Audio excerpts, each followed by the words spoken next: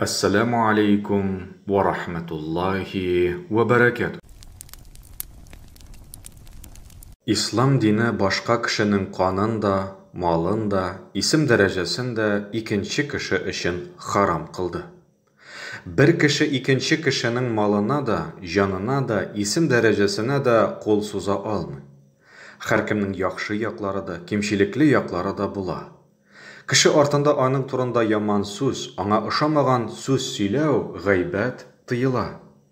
Peygamberimiz Muhammed sallallahu aleyhi ve sellem aytgan: Kardeşini ol tilemegen halde iske alıwın gıybet bula.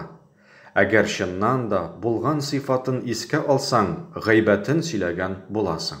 Eğer bulmagan nerseni iske alsan, yala yakkan bulasın.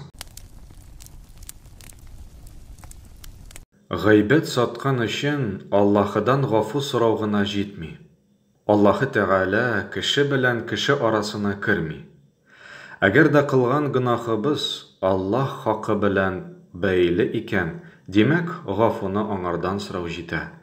Amma kılgan naşar gamelin kişiler hakkı bilen beyli bulsa, alarның da bakilligin alırga, gafu sorarga kirek. Allah Rabbul İzze her birimizni gıybet günahısından saklasın.